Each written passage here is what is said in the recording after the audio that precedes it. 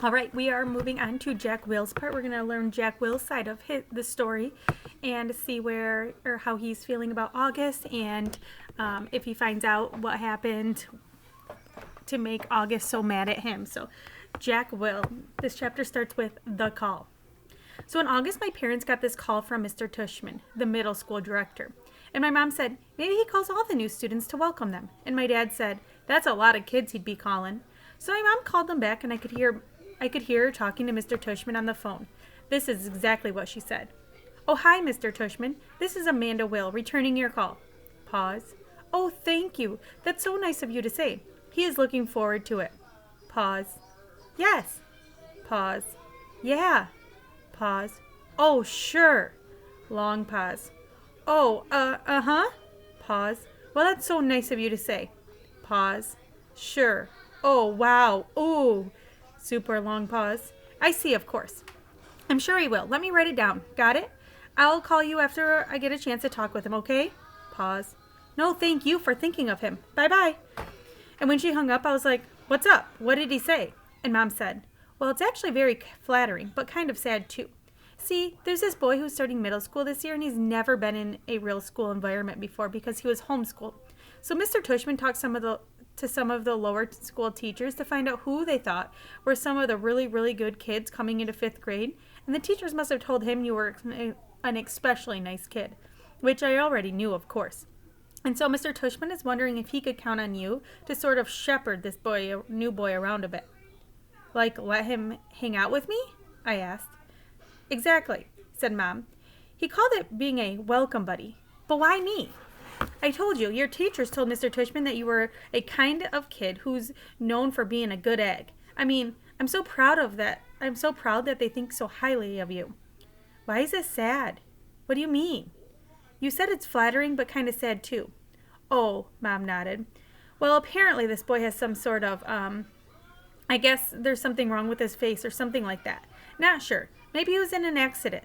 Mr. Tushman said he'd explain a little bit more when you come into school next week. But school doesn't start until September. He wants you to meet this kid before school starts. Do I have to? Mom looked a bit surprised.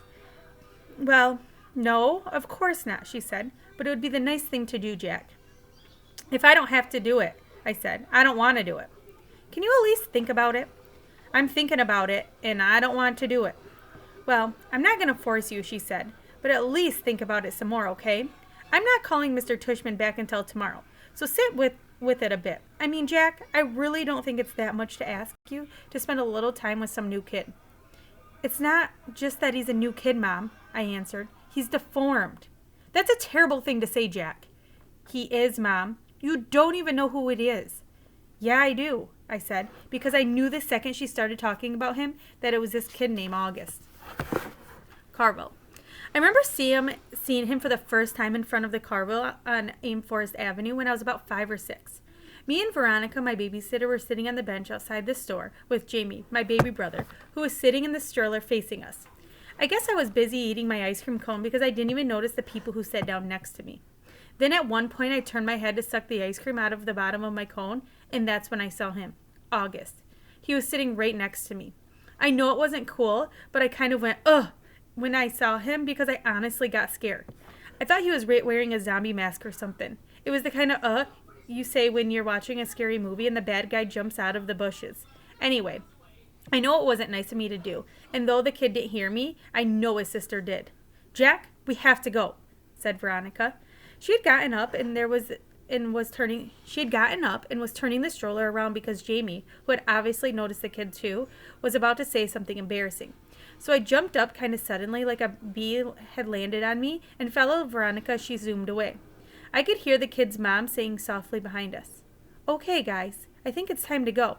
And I turned around to look at them one more time, and the kid was licking his ice cream cone, and the mom was picking up his scooter, and the sister was glaring at me like she was going to kill me. I looked away quickly. Veronica, what was wrong with that kid? I whispered. Hush, boy, she said. Her voice was angry. I love Veronica, but when she got mad, she got mad. Meanwhile, Jamie was practically spilling out of his stroller trying to get another look as Veronica was pushing him away. But Veronica, said Jamie, you boys were very, very naughty. Very naughty. said Veronica as soon as we were farther down the block, staring like that. I didn't mean to, I said. Veronica, said Jamie.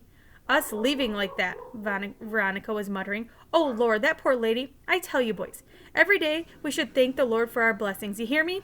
Veronica! What is it, Jamie? Is it Halloween? No, Jamie.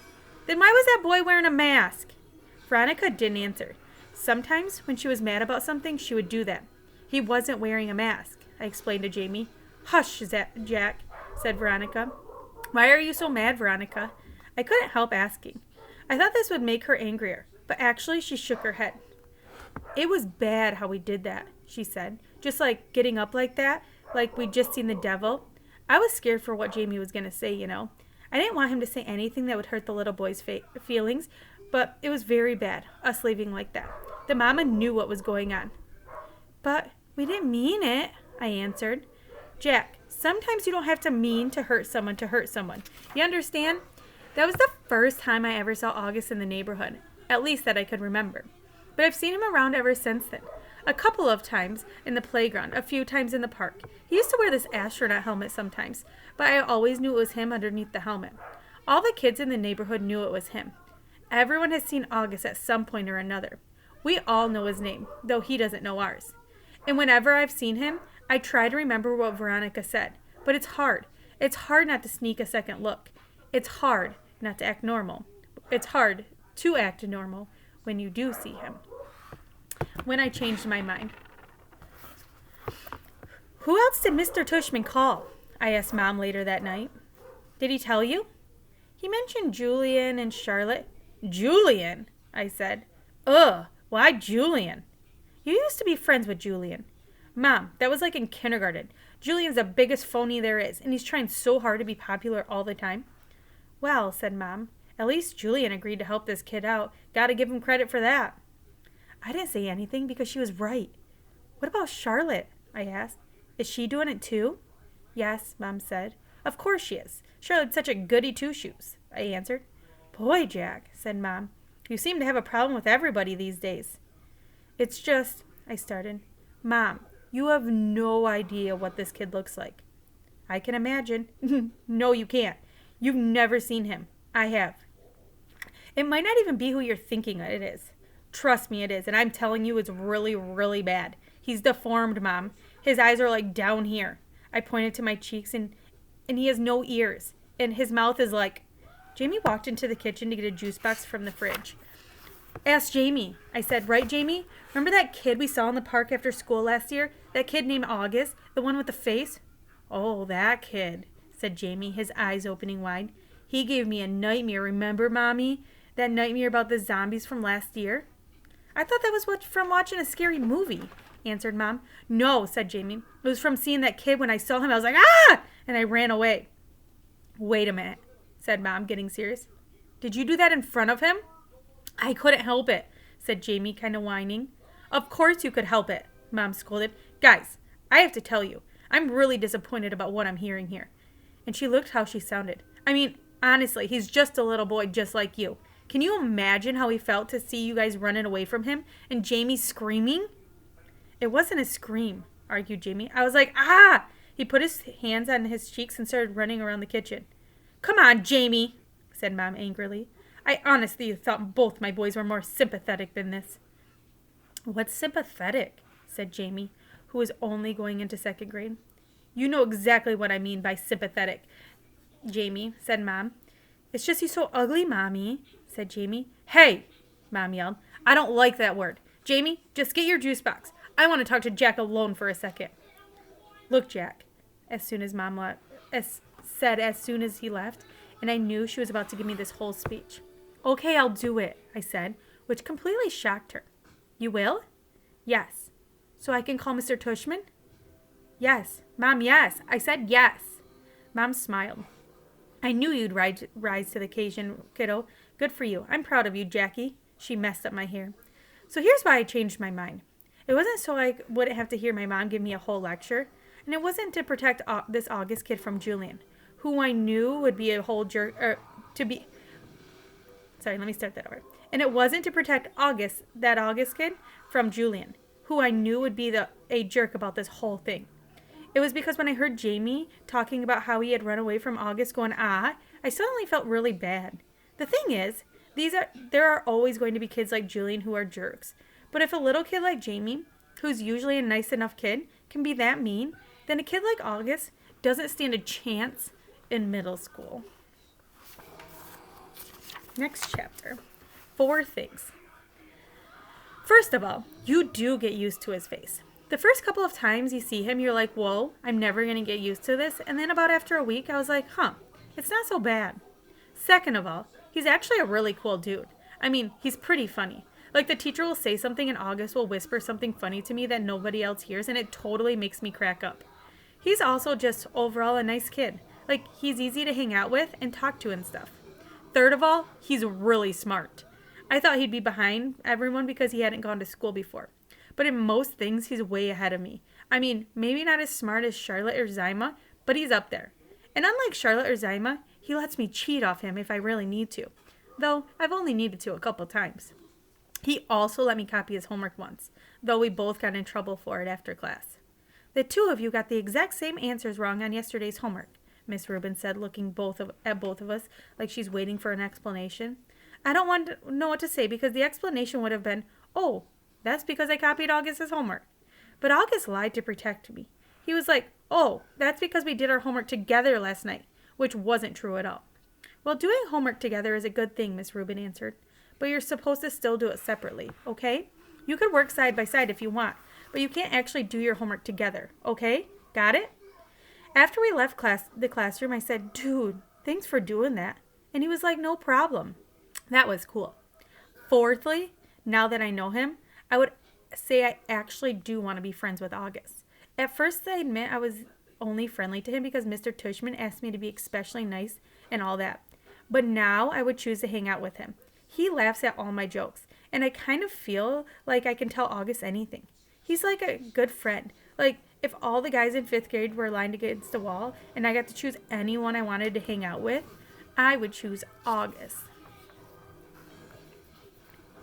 Ex-friends. Bleeding scream? What the heck? Summer Dawson has always been a bit out there, but this was too much.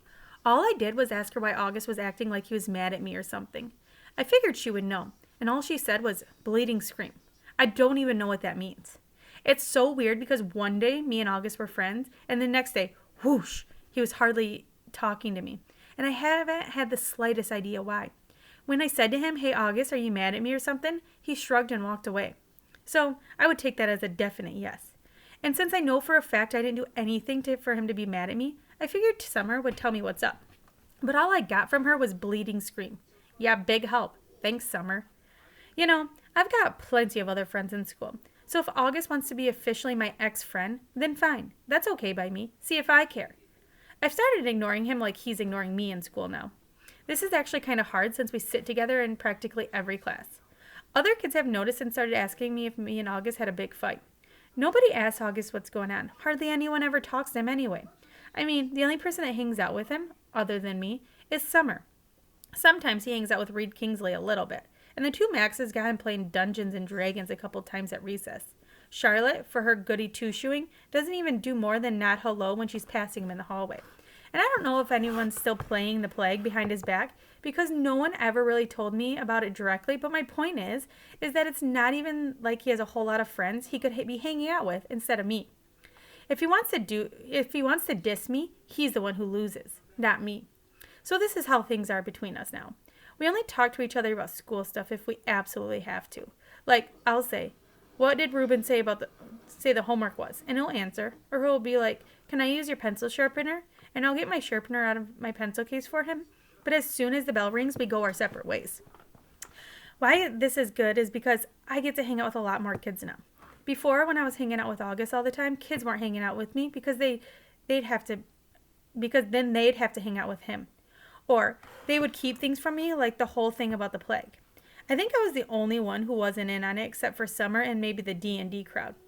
And the truth is, though nobody's that obvious about it, nobody wants to hang out with him. Everyone's way too hung up on him being in the popular group. and he's just as far from the popular group as you can get. But now I can hang out with anyone I want to. If I wanted to be in the popular group, I could totally be in the popular group. Why this is bad is because, well, A, I don't actually enjoy hanging out with people in the popular group that much, and B, I actually liked hanging out with August. So this is kind of messed up, and it's all August's fault. Is that really August's fault, though? This chapter is called Snow. The first snow hit right before Thanksgiving break. School was closed, and we got an extra day of vacation. I was glad about that because I was so bummed about this whole August thing, and I wanted some time to chill without having to see him every day. Also, waking up to a snow day is about my favorite thing in the world. I love the feeling when you first open your eyes in the morning and you don't even know why everything seems so different than usual. Then it hits you. Everything is quiet. No cars honking, no buses going down the streets. Then you run over to the window and everything outside is covered in white. The sidewalks, the trees, the cars on the street, the window panes. And when that happens on a school day and you find out school is closed, well, I don't care how old you get, I always think that's going to be the best feeling in the world. And I'm never going to be one of those grown-ups that uses an umbrella when it's snowing. Ever. Dad's school was closed too. So he took me and Jamie sledding down Skeleton Hill in the park, and they say a little kid broke his neck while sledding down that hill a few years ago. But I didn't know if that was actually true or one of those legends. On my way home, I spotted this banged up old wooden sled kind of thing propped up against the old Indian rock monument. Dad said to leave it, and it was just garbage. But something told me it would make the greatest sled ever. So Dad let me drag it home, and I spent the rest of the day fixing it up. I super glued the broken slats together and wrapped some heavy-duty white duct tape around them for extra strength. Then I spray painted the whole thing white with the paint I had gotten from the Albanese Sphinx that I was making for my Egyptian museum project. When it was all dry, I painted lightning in gold letters on the middle piece of wood, and then I made a little lightning bolt symbol above the letters. It looked pretty professional. I have to say, Dad was like, "Wow, Jackie, you were right about that sled." And the next day, we went back to Skeleton Hill with the lightning. It was the fastest thing I've ever ridden. So much faster than that plastic sled that we've been using. And because it had gotten warmer outside, the snow had become crunchier and wetter, good packing snow. Jamie and I took turns on lightning all afternoon. We were in the park until our fingers were frozen and our lips had turned a little blue. Dad had to practically drag us home. By the end of the weekend, the snow had started turning yellow and gray, and the rainstorm turned most of the snow into slush. When we got back to school on Monday, there was no snow left. It was rainy and yucky the first day back from vacation, a slushy day. That's how I was feeling inside, too. I nodded hey to August the first time I saw him. We were in front of the lockers, and he nodded hey back. I just wanted to tell him about lightning, but I didn't. Fortune favors the bold. Mr. Brown's December precept was, "Fortune favors the bold." We were all supposed to write a paragraph about some time in our lives when we did something very brave and how, because of it, something good happened to us. I thought about this a lot, to be truthful. I have to say, I think the bravest thing I ever did was become friends with August. But I couldn't write about that, of course. I was afraid we would have to read these out loud, or Mr. Brown would have put them up on a bulletin board like he does sometimes. So instead, I wrote this lame thing, how I used to be afraid of the ocean when I was little. It was dumb, but I couldn't think of anything else. I wonder what August wrote about. He probably had a lot of things to choose from. Private school. My parents were rich. Let me see. This one. My parents are not rich. I say this because people sometimes think that everyone who goes to a private school is rich, but that is not true with us. Dad's a teacher and Mom's a social worker, which means they don't have those kinds of jobs where people make gazillions of dollars. We used to have a car, but we sold it when Jamie started kindergarten at Beecher Prep. We didn't live in a big townhouse or one of those doorman buildings along the park. We live on the top of a 5-story walk-up we rent from an old lady named Donna Petra all the way on the other side of Broadway. That's code for the section of North River Heights where people don't want to park their cars. Me and Jamie share a room. I overhear my parents talk about things like, can we do without air conditioner one more year? Or maybe, can I work two, or maybe I can work 2 jobs this summer. So today at recess, I was hanging out with Julian and Henry and Miles. Julian, who everyone knows is rich, was like, I hate that I have to go back to Paris this Christmas. It's so boring. Dude, but it's like Paris, I said like an idiot. Believe me, it's so boring. He said, my grandmother lives in this house in the middle of nowhere. It's like an hour away from Paris in this tiny, tiny village. I swear to God, nothing happens there. I mean, it's like, oh wow, there's another fly in the wall. Look, there's another dog sleeping on the sidewalk. Yippee! I laughed. Sometimes Julian could be very funny.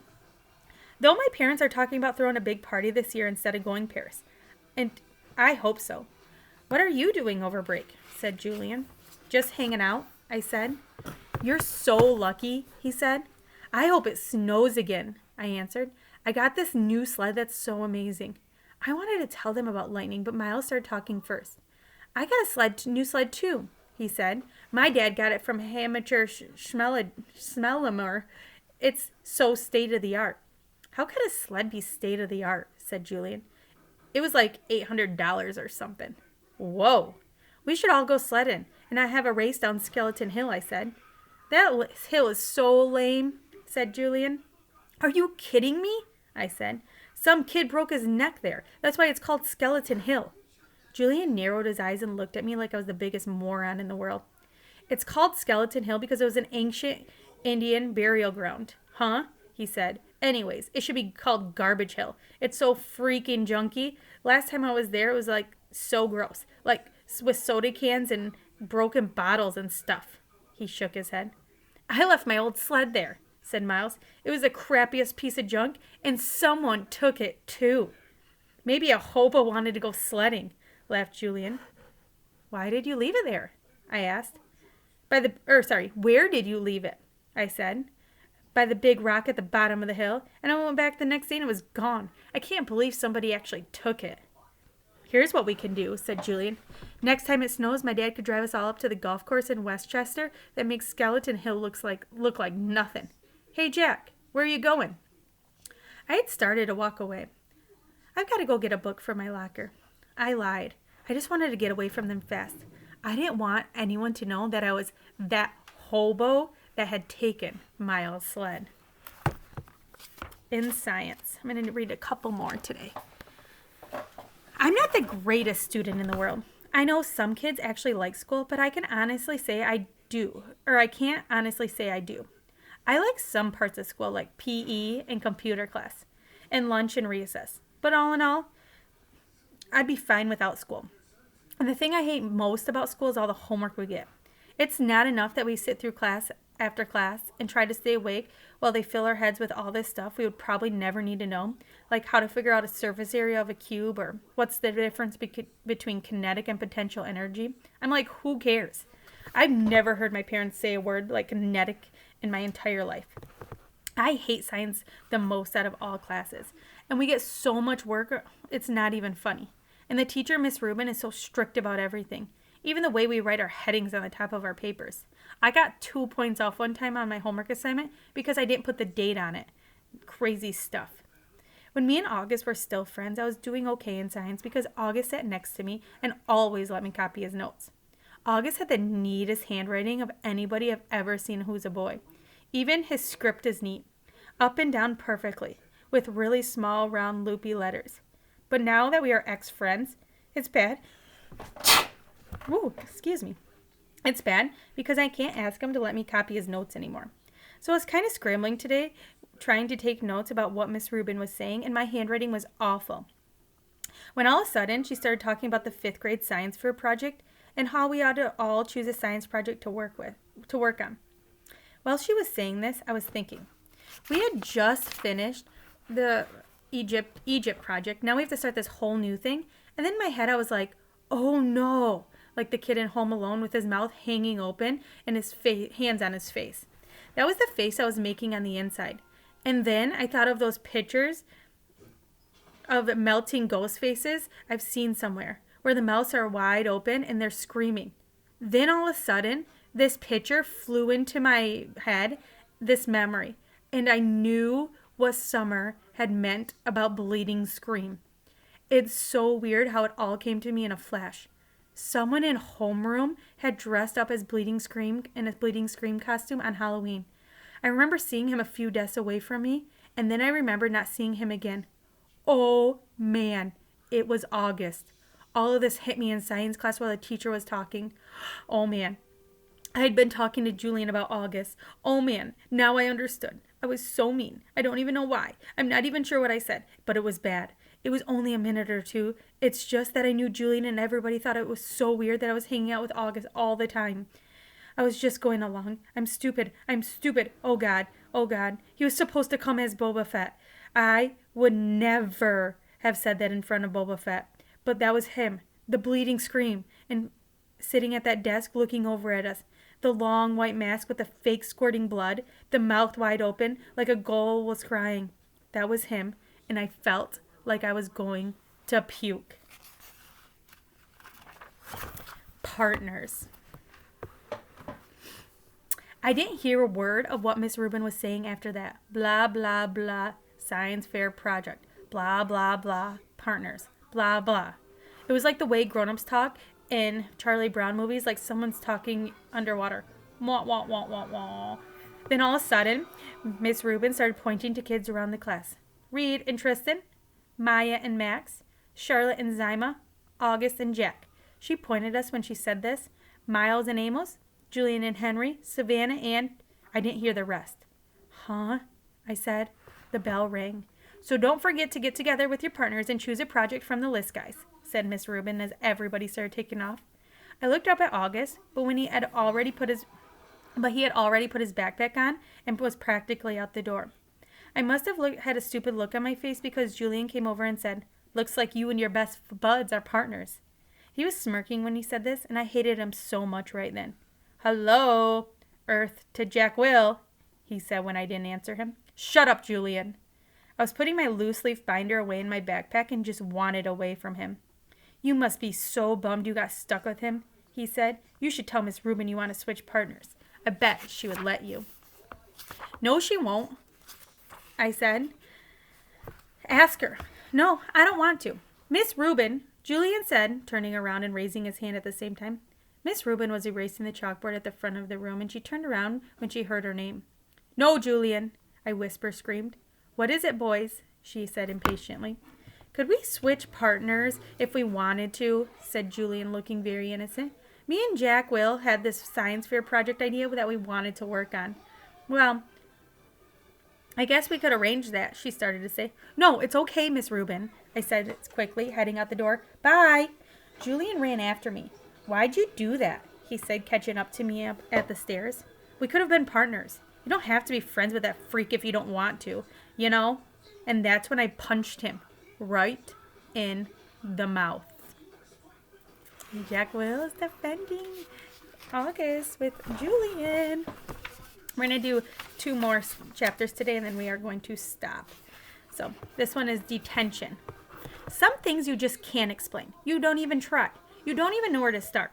All your sentences would jumble up like a giant knot if you opened your mouth. Any words you use like this came out wrong. "Jack, this is very, very serious," Mr. Tushman was saying. I was in his office sitting on a chair across from his desk and looking at this picture of a pumpkin on the wall behind him. "Kids get expelled for this kind of thing, Jack. I know you're a good kid and I don't want that to happen, but you have to explain yourself." "This is so not like you, Jack," said Mom. She had come from work as soon as they called her. I could tell she was going back and forth from being really mad and really surprised. "I thought you and Julian were friends," said Mr. Tushman. "We're not friends," I said. My arms were crossed in front of me. "But to punch someone in the mouth, Jack?" said Mom, raising her voice. "I mean, what are you thinking? What were you thinking?" She looked at Mr. Tushman. "Honestly, he's never hit anyone before. He's just not like that." "Julian's mouth was bleeding, Jack," said Mr. Tushman. "You knocked out a tooth. Did you know that?" "It was just a baby tooth," I said. "Jack," said Mom, shaking her head. "That's what Nurse Molly said." "You're missing the point," Mom yelled. "I just want to know why," said Mr. Tushman, raising his shoulders. "It'll just make everything worse," I sighed. "Just tell me, Jack." I shrugged, but I didn't say anything. I just couldn't. If I told him that Julian had called August a freak, then he'd go talk to Julian about it, and then Julian would tell him how I had bad-mouthed August too, and everybody would find out about it. Jack, said Mom. I started to cry. I'm sorry. Mr. Tushman raised his eyebrows and nodded, but he didn't say anything, and said he kind of blew into his hands like you do when your hands are cold. Jack, he said, I really don't know what to say here. I mean, you punched a kid. We have rules about that kind of thing, you know. Automatic expulsion. And you're not even trying to explain yourself. I was crying a lot by now, and the second Mom put her arms around me, I started to bawl. Let's, said Mr. Tushman, taking off his glasses to clean them. Let's do this, Jack. We're out for winter break as of next week anyway. How about you stay home for the rest of this week, and then after Christmas break, we will come back and everything will be fresh and brand new. Clean slate, so to speak. Am I being suspended? I sniffled. Well, he said, shrugging, technically, yes, but it's only for a couple days, and I'll tell you what. While you are at home, you take time to think about what's happened. And if you want to write me a letter explaining what happened, and a letter to Julian apologizing, then we won't put any of this on your permanent record. Okay? You go home and you talk about it with your mom and dad, and maybe in the morning we'll figure out a little bit more. That sounds like a good plan, Miss Tushman, said Mom, nodding. Thank you. Everything's going to be okay, said Mr. Tushman, walking over to the door, which was closed. I know you're a nice kid, Jack, and I know that sometimes even nice kids do dumb things, right? He opened the door. No problem. He leaned over and told her, Thank you for being so understanding, said Mom, shaking his hand at the door. No problem. He leaned over and told her something quietly that I couldn't hear. I know, thank you, said Mom, nodding. So, kiddo, he said to me, putting his hands on my shoulders, think about what you've done, okay? And have a great holiday. I wiped my nose with my sleeve and started walking out the door. Say thank you to Mr. Tushman, said Mom, tapping my shoulder. I stopped and turned around, but I couldn't look at him. Thank you, Mr. Tushman, I said. Bye, Jack, he answered. Then I walked out the door. Last chapter for today. Season's greetings. Weirdly enough, when we got back home and Mom brought in the mail, there were holiday cards from both Julian's family and August's family. Julian's holiday card was of Julian wearing a tie, looking like he was about to go to the opera or something. August's holiday card was a cute old dog wearing reindeer antlers, a red nose, and red booties. There was a cartoon bubble above the dog's head that read, ho, ho, ho. On the inside of the card it read, to the Will family. Peace on earth. Love, Nate, Isabel, Olivia, August, and Daisy. Cute card, huh? I said to Mom, who had hardly said a word to me all the way home. I think she honestly didn't know what to say. That must be their dog, I said. Do you want to tell me what's going on inside your head, Jack? She answered me seriously. I bet you they put a picture of their dog on the card every year, I said. She took the card from my hands and looked at the picture carefully. Then she raised her eyebrows and her shoulders and gave the card back. We're very lucky, Jack. There's so much we take for granted. I know, I said. I knew what she was talking about without really having to say it. I heard that Julian's mom actually photoshopped August's face out of the classroom picture I heard that Julian's mom actually photoshopped August's face out of the class picture when she got it. She gave me a copy to a couple other moms too. That's just awful, said Mom. People are they're not always so great. I know. Is that why you hit Julian? No. And then I told her why I punched Julian. And I told her that August was my ex-friend now. And I told her about Halloween. When we continue this tomorrow, we are going to see some letters and some emails and some Facebooks from Jack Will and Mr. Tushman, and August gets involved. And Julian's mom. So lots of exciting things happening. So